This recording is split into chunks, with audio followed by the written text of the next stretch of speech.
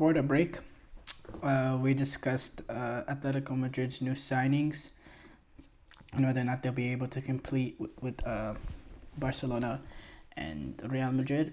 We move on to talk about the bronze medal matchup between Morocco and Egypt. Morocco were able to destroy Egypt to win their first ever medal in the men's Olympic soccer games. They were able to get it done by defeating Egypt 6-0. 6-0 defeat for Egypt. And it was a rout, and honestly, it was a deserved result. And Morocco, they have been much better than Egypt at this tournament. Egypt has had a good tournament, finishing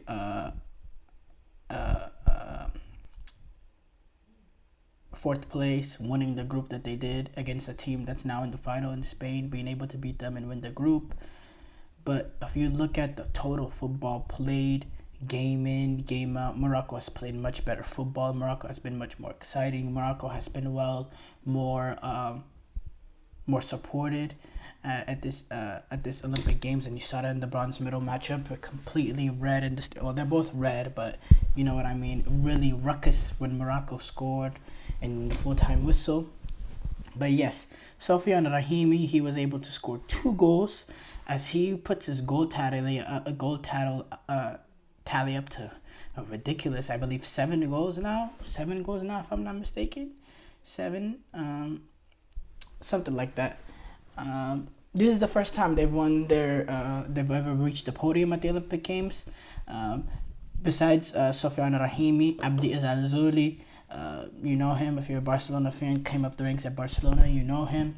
Abdi Azalzouli was able to score. Bilal El Khounous, Akram Nakash, and Akraf Hakimi was also able to get his second goal actually of this tournament today. Absolutely sublime free kick. I mean, it was a sensational free kick from that sort of distance. It's not shooting range. And then you saw the celebrations. You saw the coach almost running. He did run. He was on the field essentially, hugging Hakimi with the group of the rest of the team, jumping up. It was really a beautiful scene to watch. And it was beautiful to show a coach show that kind of emotion, because you don't really see that much. Rahimi actually has 8 goals at these Olympic Games, which is the most in the tournament, and he's the only player in Olympic history to score in 6 consecutive games. He scored in all 3 group stage games. He scored in quarterfinal. He scored in the semifinal, and he has scored 2 in the bronze medal game. And he's really, that's what you're expecting. That sort of performance, that sort of consistency, that sort of statistics is what you expect of an overage player playing in. That's why I put high emphasis on the overage players in terms of determining their performances, especially when I was critical of the likes of Georgi Mihailovic and Miles Robinson and Walker Zimmerman a little bit to an extent, but way more so with the rest of the two. Because you hold these overage players to higher expectation. Because when you are an overage player, you're expected to dominate a U23. And what he did is dominate this tournament. He was a nightmare for center halves to deal with. He was clinical with his opportunities. He was 100% from the penalty spot. I believe he had 4 penalties, high pressurized penalties as well. That's what you want from a striker. Egypt, they finished 3rd. This is the 4th time actually. This is the 3rd time that they finished. No, Egypt finished 4th. This is the 3rd time they finished 4th. They've actually finished 4th, 3rd at the Amsterdam Olympics in 1928 and Tokyo Olympics in 1964. They've been to a lot of quarterfinals. We know that recently. I believe 3 straight or something. So, but yes, Morocco. They've been, they've had a great tournament. They played some fascinating football. They've played some sensational, high-energy, high-octane football. They fed off the fans who packed in every single game. Really had created an amazing atmosphere. You had some players break out. Azalzouli, he broke out this tournament. We got to see his pace. His pace was really deadly. someone else I was really impressed with, Amir Richardson, his ability to control in midfield. I'll tell you what, Amir Richardson, he will challenge Unahi and Amrabat. He will challenge them in the national team for a position, for a spot there, because Amir Richardson has some quality. He has some ability. I see a lot of good quality in him. He can have that physical nature too. Being as tall as he is, he'll be a danger in set pieces just with the height. Really, really good player. Kind of reminds me, not the way he plays. I think he's a little different, but you know how Fellaini was in terms of being a set piece sort of specialist. He could develop into that sort of player, but also be very tidy in midfield, be comfortable, has decent passing range, has good control of the ball. Really a great addition to Morocco, being able to convince him not only to fight off the U.S., who he is eligible for through his dad, who actually is, his dad is actually, which I just figured this out recently, his dad is Michael Ray Richardson, former Brooklyn Nets and former Brooklyn Nets and New York Knicks player. So which makes sense why he's tall. Which wouldn't make sense why he's tall. So they not only Morocco were able to convince him, but they were also able to convince him away from France, which is his birthright, where he was born in, and I assume where he was raised at as well. So Morocco has done a very good job, being able to convince these sort of players with dual nationality. Achraf Hakimi, he's Spanish by birth and by being raised. He was raised in Madrid, born in Madrid, came up the youth ranks at Real Madrid, and to be able to convince him to join this Moroccan setup has also been Brahim Diaz as well in terms of the national team. So they've done a very, very good job. Morocco, they're revolutionizing this federation, with the semi-final appearance at the World Cup, bronze medal at this Olympic Games.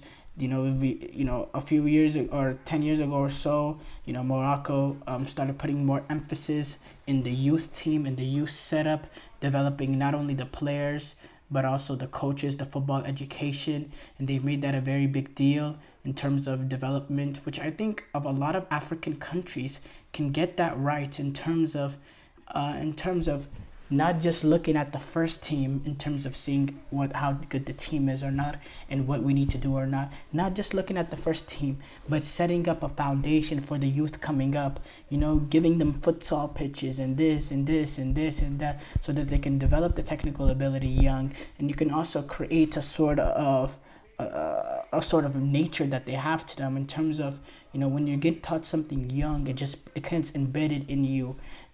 In terms of understanding of the game, in terms of just pure technical ability, being able to develop that at a young age, having them to think, being forward thinking from a young age, those sort of skills, developing more gifted players. It starts off from the youth. It starts off from young. Having an emphasis on that at a young age is when you see the progression through the older players and the national team. That's how it goes. And to do that, you prioritize the youth tournaments as well. And these youth tournaments is Olympic Games. That's a perfect example in which they've been able to prioritize it really, really well. And they've created a great experience for a lot of these players to play at a fairly high level in a great atmosphere, in an atmosphere to be tested, and they've passed the test. They're really unfortunate that they're not really in the final with the way that they've played throughout this entire tournament, and the heartbreaking late loss to Spain, to Fermin Lopez and those boys, who we'll talk about later as they take on France in tomorrow's gold medal match edition. But this is a good win for Morocco. Speaking about this game, Ilyas Akomac said, "We wanted to win the gold medal, that's for sure. But to win a game like this, to get our country's first ever medal here, and in front of so many fans, it feels incredible." And that's what it is. That's what it really comes down to. They're able to get that medal, and they did it in fascinating fashion. Ezal Zoli scored an amazing goal. Hakimi, that amazing free kick. Rahimi, the way he attacked that header 3 minutes after Ezal Zoli's goal to basically put the coffin in. That's when you knew, okay, Egypt needs to hold on. And yeah, Egypt coach Rogerio Mikhail, who was actually the coach that led Brazil to win the gold medal at home so in 2016 Olympics, spoke about this game saying, all credit to Morocco. They were incredible in front of a goal. They had a very high percentage in terms of their finishing. For us, it wasn't to be today. And yeah, they were really just completely dominated. And for me, you could tell that there was a real emotional letdown in the way that they lost to France. There had to be. And they responded. Morocco responded better mentally than Egypt did to the heartbreaking loss that they suffered. Both teams suffered in the semifinals, and Morocco got help by the being essentially the home team in terms of the atmosphere. That definitely helped them.